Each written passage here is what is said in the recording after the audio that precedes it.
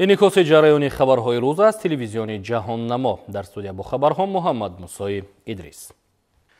8 январ رئیس مجلس ملی مجلس عالی جمهوری تاجیکستان رئیس شهر دوشنبه محترم رستم ایومالی با سفر رسمی وارد شهر تهران پایتخت جمهوری اسلامی ایران شدند.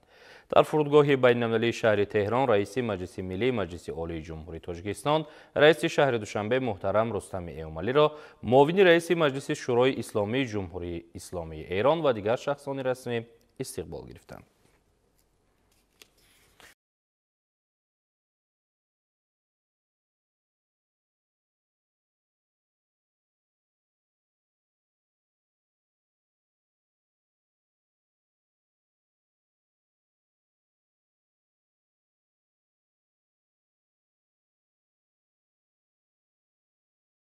هشتم январ در شهر تهران در دایره سفر رسمی رئیس مجلس ملی مجلس عالی جمهوری تاجیکستان رئیس شهر دوشنبه محترم رستم ایومالی با رئیس مجلس شورای اسلامی جمهوری اسلامی ایران محمد باقر قالیباف ملاقات نمودند.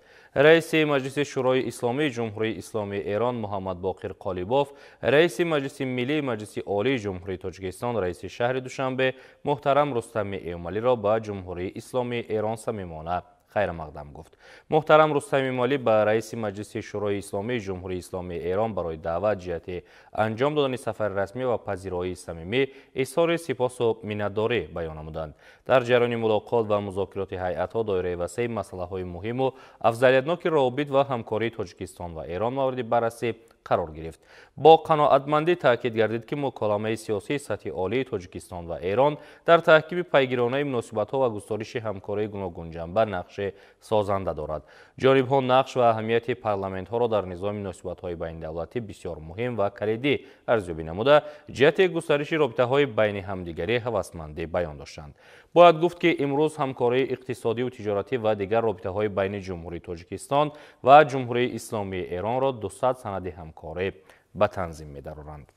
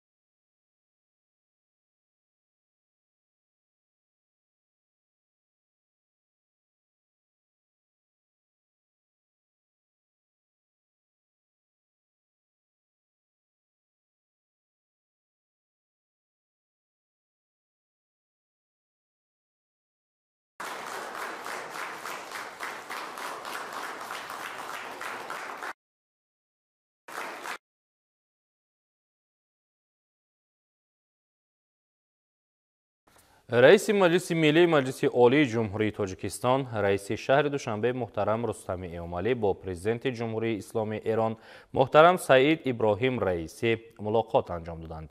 در آغاز صحبت رئیس مجلس ملی مجلس عالی جمهوری تاجیکستان رئیس شهر دوشنبه محترم رستم ایومالی پیام گرم و صمیمانه پرزیدنت جمهوری تاجیکستان محترم ایومالی رحمان را به پرزیدنت جمهوری اسلامی ایران محترم سعید ابراهیم رئیسی رساندند. در ملاقات مجموعه وسیع مسائل مهم و افضلیت‌ناک همکاری تاجیکستان و ایران از جمله در سمت رابطه‌های بین پارلمانتی بررسی گردید. با قناعتمندی اظهار شد که امروزها رابطه‌های دوجانبه تاجیکستان و ایران در ساحه‌های مختلف مورد توجه طرفین با مرام رشد می‌یابند که در پیشبرد ثمرناک این روند ملاقات و تماس‌های دائمی سطح عالی و بلند نقش مؤثر دارند. جانب‌ها مهمیت فعالیت کمیسیون بین حکومتی عاید به همکاری تجارتی، اقتصادی، تکنیکی و فرهنگی را در توسعه رابطه‌های های اقتصادی ایثار داشتند. با نظرداشت منتظم افزایش یافتن حجم گردش مال بین تاجیکستان و ایران، اینچنین به حد تا 500 میلیون دلار رساندن این نشان دهنده ضمن گفته شد با گسترش همکاری و تطبیق لایحه‌های سرمایه‌گذاری در ساحه‌های آینده‌دار انرژتیک، نقلیات، صنعت ماشینسازی، خوراکواری، معدن‌های کوهی، داروسازی و کارکرد محصولات کشاورزی توجه ظاهر شد. با مقصد تحکیم رابطه‌های فرهنگی، توسعه همکاری در سمت تحصیلات عالی، پژوهش و فناوری، تبادل تجربه بین متخصصان ساحه تندرستی، روابط مستقیم مؤسسه‌های طبی علمی دو دولت و ادامه عنعنه‌های تشکیل روزهای فرهنگی مهم دانسته شد.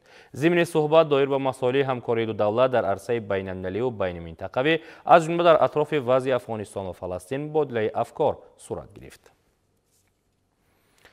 صاحبکاران و ساکنان ناحیه باباجان غفور برابر دیگر سمت و ساحه در فراهم آوردن شرایط ارزنده تحصیل فرزندان تدبیرهای مهم عملی می‌کنند. بناهای صنفخانه‌های ابتدایی مرکز انکشاف کودک در زمینه مؤسسه تحصیلات میانه عمومی رقم 25 ساخته شده دوره به دوره بنای اساسی و انشاءات با مرکز مستقل گرمیدهی پیوست کرده شد و برای 3 سال گرمی به مؤسسه خط گاز طبیعی گذرانده شد. گزارش همکاران ما از ناحیه باباجان غفورов. президенти мамлакат эмомалӣ раҳмон дар паёми навбатии солона ба маҷлиси олӣ иқдоми соҳибкоронро дар бунёду навсозии иншооти хоҷигии халқ шоиста арзёбӣ намуданд. имрӯз баробари сохтмони корхонау коргоҳҳои истеҳсолӣ, марказҳои хизматрасонӣ дар бунёду таҷдиди иншооти соҳаи маориф соҳибкорону ашхоси саховатпеша тадбирҳои муҳим амалӣ менамоянд. муассисаи таълимии рақами 25 деҳаи рӯямони ноҳияи бобоҷон ғафуров аз 3 бино, бинои асосӣ, бинои синфҳои ибтидоӣ ва бинои маркази инкишофи кӯдак иборат мебошад. бинои синфҳои ибтидоӣ бо саҳми сокинон ва шахсони саховатпеша иборат аз 13 синфхона сохта шуда, минбаъд синфхонаи иловагӣ барои 30 нафар хонанда ва китобхонаи бадиӣ сохтанд. бинои маркази инкишофи кӯдак иборат аз 3 гурӯҳ барои 100 нафар бо иқдоми соҳибкорон бо ҳама шароити меъёрӣ ва инфраструктураи маориф сохта шудааст. ин ташаббуси ашхоси саховатпеша аз роҳу омили ҷалби кӯдакони синни 6 сола ба таълиму тарбия то мактабӣ мебошад. бинои асосӣ аз 20 синфхона, кабинетҳои фанни химия, физика, биология, технология иттилоотӣ, забони русӣ иборат буда,